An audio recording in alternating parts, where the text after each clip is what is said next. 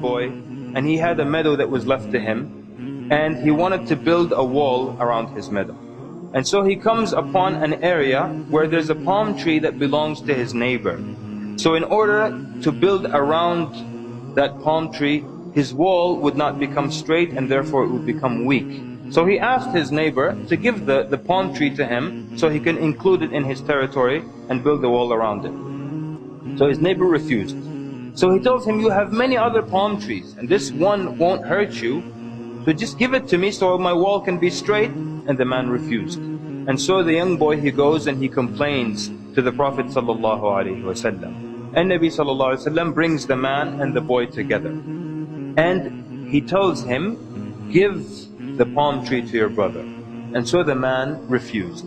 And perhaps that the man was angered that this young boy would complain to the Prophet ﷺ because of this palm tree, so he was angered enough to refuse to give it. It's my house, my tree, and this kid is taking this case to Rasulullah. So when the man said, La ya Rasulullah, I'm not giving it to him, tears came from the eyes of that yatim. SubhanAllah, there's no father to speak for him. His father died. And Rasulullah cannot use his authority over this man because this is haqq. Give the palm tree to your brother, وَلَكَ الْجَنَّةِ, and you will have al-Jannah, you will have paradise. He said, I don't want it. He was so mad, said, I don't want it. And he got up. And so the Prophet ﷺ remained quiet. Because how else can you entice someone when they refuse paradise? What else can you say greater than that? So from the people that were at that gathering was the great companion Ebu Dahdahs radijAllahu anhu. He came close to Rasulullah and said, Ya Rasulullah, if I purchase that tree back, can I get the same offer? Rasulullah sallallahu alayhi wa sallam gave him that truth, yes. He had a meadow that belonged to him in Medina that everybody knew. And it had 500 palm trees and a well and a house built in it. This was the meadow and the only possession of Ebu Dahdahs radiyallahu anhu. But when he saw the equation in front of him and he saw that the end result was al-Jannah, so he says to the man who owns the palm tree, he says, do you know about my meadow? And the man's answer, he says, is there anyone in Medina who doesn't know your meadow? Meaning it was that popular and it was that great. He tells him, will you exchange this one palm tree of yours for my entire meadow? It is yours for that tree. Abu Dahdahs was like, are you out of your mind? You know, are you intoxicated? What's wrong with you? He asked the people, be a witness. And the man accepted in front of the Prophet ﷺ. And immediately Ebu Dahdahs tells the young boy that he can keep the palm tree. Then he turns immediately to the Prophet ﷺ and he says, O Prophet of Allah, is there a palm tree in paradise for me right now in Al-Jannah? Is there a palm tree for me right now? It's so close for him. And Nabi sallallahu alayhi wa sallam said, كم من عذق رداح في الجنة لأبي الدحداح كم من عذق رداح في الجنة لأبي الدحداح. And Nabi sallallahu alayhi wa sallam is saying, how many of the idq, which is the part of the palm tree that bears the fruit itself, how many of these full parts are right now in Al-Jannah for Ebu Dahdahs? The narrator says the Prophet ﷺ didn't repeat it once, he didn't repeat it twice, he kept repeating it until Ebu Dahdahs got up and left that gathering. And then he goes where his wife and his children are, and he calls her. قال يا أم الدحداح, outside, he didn't even go in. He says, يا أم الدحداح. And she says, لبيك. He says, come out of the meadow. She says, come out of the meadow. Why is that?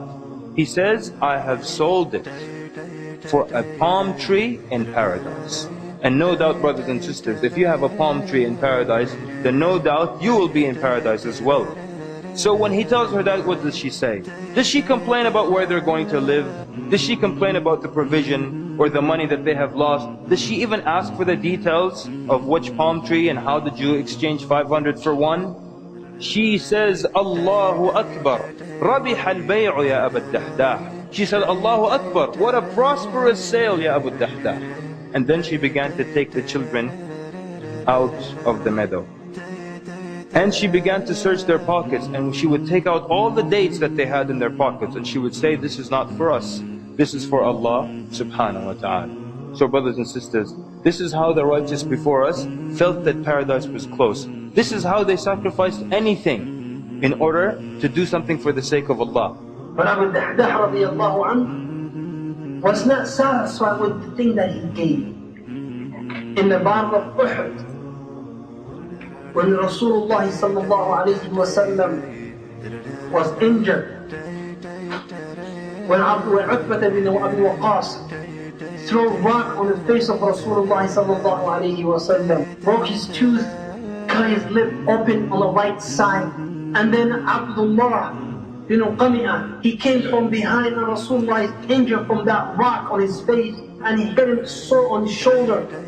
And then Abdullah bin Shihab al-Zuhri, he hit the head of Rasulullah and his head was open and the blood was gushing from the head of Rasulullah sallallahu alayhi wa sallam. Every time Rasulullah could not get up, could not stand up. And every time that an army approached, Rasulullah would say to them, who is my neighbor in Jannah? And stop his speech. Until all of them were killed. Rasulullah sallallahu alayhi wa sallam, after the battle was over, and he started turning and searching for the people who were killed. And who did he find in Ikhwati? He found Ebu Dahdahs killed. Ebu Dahdahs been killed. Rasulullah sallallahu alayhi wa sallam, he kneeled down and he looked at him and he said, Come li Ebu Dahdahs min itqin wa rahim. He said, now, how many trees in Jannah for Ebu Dahdahs? How many trees in Jannah for Ebu Dahdahs?